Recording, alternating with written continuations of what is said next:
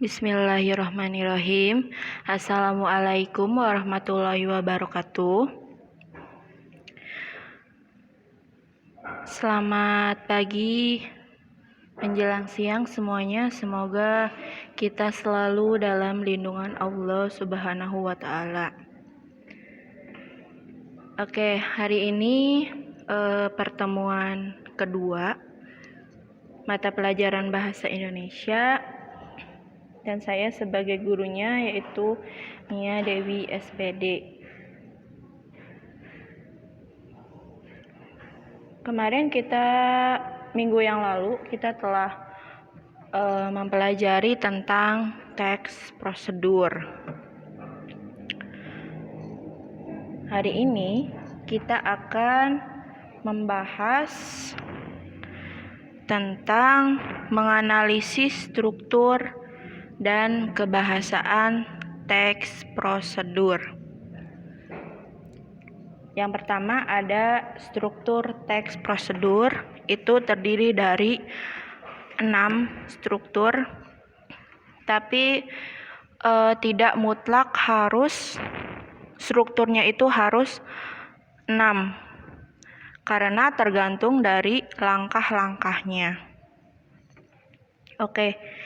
Yang pertama, struktur teks prosedur itu adalah tujuan. Tujuan itu berisi pendahuluan dari teks prosedur yang kalian buat itu tentang apa. Yang kedua, langkah pertama. Langkah pertama itu di dalamnya berupa langkah awal seseorang melakukan pekerjaan yang dilanjutkan dengan langkah berikutnya. Jadi langkah awal seseorang melakukan pekerjaan itu disebut sebagai langkah pertama. Yang ketiga, langkah kedua. Langkah ini melanjutkan langkah yang pertama dan dilanjutkan dengan langkah berikutnya. Jadi, ini langkah kedua itu lanjutan dari langkah pertama. Begitupun dengan langkah ketiga. Ketiga juga sama, lanjutan dari langkah kedua. Dan yang kelima, langkah keempat. Langkah keempat itu merupakan langkah terakhir jika prosedur itu hanya terdiri dari 4 langkah. Jadi tidak mutlak harus ada 4 langkah. Tergantung kalian mau membuat apa. Kalau langkahnya banyak, otomatis langkah-langkahnya juga banyak. Jadi tidak mutlak harus 6 struktur. Ya, paham? Oke, dilanjut. Yang keenam, itu penutup.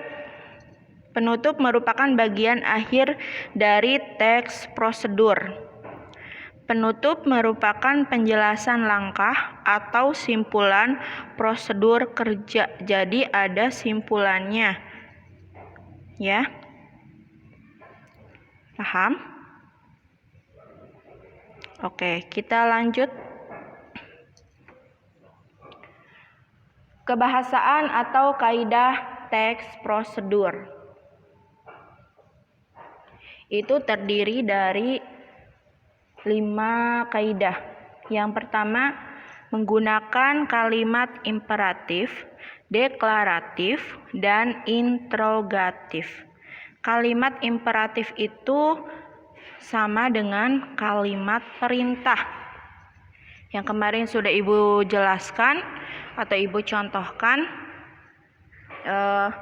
Contohnya itu, ambillah, siapkan, tuangkan, tutuplah, sajikan, dan lain-lain. Itu termasuk ke dalam kalimat imperatif atau kalimat perintah. Nah, kalimat perintah di dalam teks prosedur itu bermanfaat untuk menyusun langkah-langkah dalam teks prosedur. Jadi kalimat imperatif itu adanya di dalam langkah-langkah karena untuk menyusun langkah-langkah teks prosedur. Paham ya? Kemudian deklaratif. Deklaratif itu kalimat pernyataan. Nah, kalimat deklaratif itu berfungsi untuk menyatakan informasi atau berita. Biasanya, kalimat deklaratif itu ada di bagian pendahuluan atau pengantar. Itu kalimat deklaratif atau pernyataan. Paham? Dilanjut lagi. Yang terakhir, interrogatif. Interrogatif itu kalimat pertanyaan. Kalimat interrogatif berfungsi untuk bertanya. Dan manfaat dari kalimat interrogatif itu untuk menyusun teks prosedur pada bagian menuju langkah-langkah. Ya, jadi kalimat interrogatif itu kalimat menuju langkah-langkah. Oke, paham? Oke, kita lanjut yang kedua. Menggunakan urutan atau langkah. Jadi, otomatis kalau di dalam teks prosedur itu harus ada urutan langkah-langkahnya. Langkah membuat es teh manis, langkah membuat nasi goreng, langkah membuat es kopi, dan lain-lain. Harus ada urutan langkah-langkahnya. Dan langkahnya itu harus urut, tidak boleh dibalik atau salah satunya dihilangkan. Agar langkah tersebut alur kerjanya menjadi tidak utuh kalau yang dihilangkan. Jadi otomatis urutan langkahnya itu harus diurutkan atau disesuaikan. Paham? Oke, yang ketiga, menggunakan nomina dan partisipan. Nomina itu kata benda. Kata benda itu contohnya kursi, meja, pulpen, wajan, gelas, itu termasuk ke dalam nomina atau kata benda. Dan partisipan. Partisipan di sini itu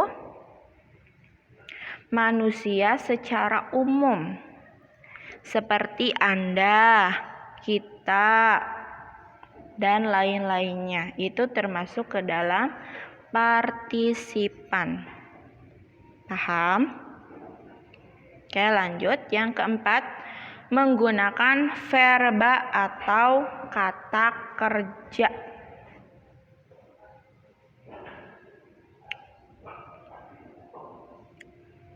Verba atau kata kerja itu menunjukkan aksi, peristiwa, keadaan. Misalnya menulis, melihat, menyaksikan, menggoreng, memasak, itu termasuk ke dalam kata kerja.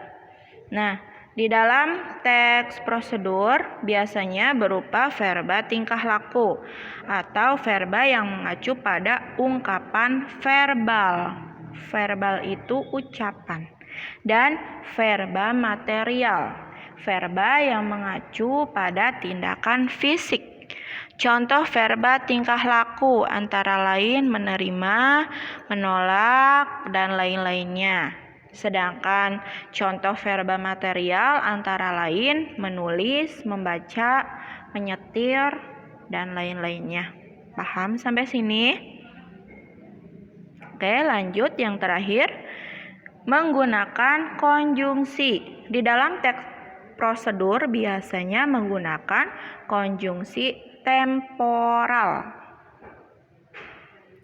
Contohnya itu pertama, kedua, ketiga, selanjutnya, berikutnya, sesudah itu, kemudian, dan lain-lainnya.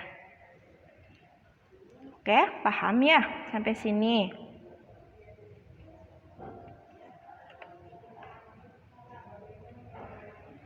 Oke. Kalau ada yang belum paham, silakan nanti ditanyakan di kolom komentar.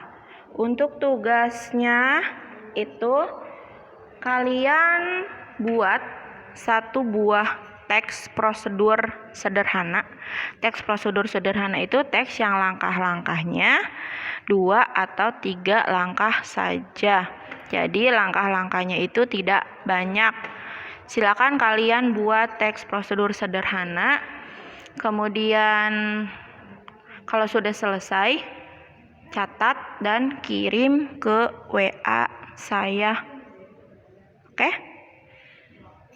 Terima kasih. Wassalamualaikum warahmatullahi wabarakatuh.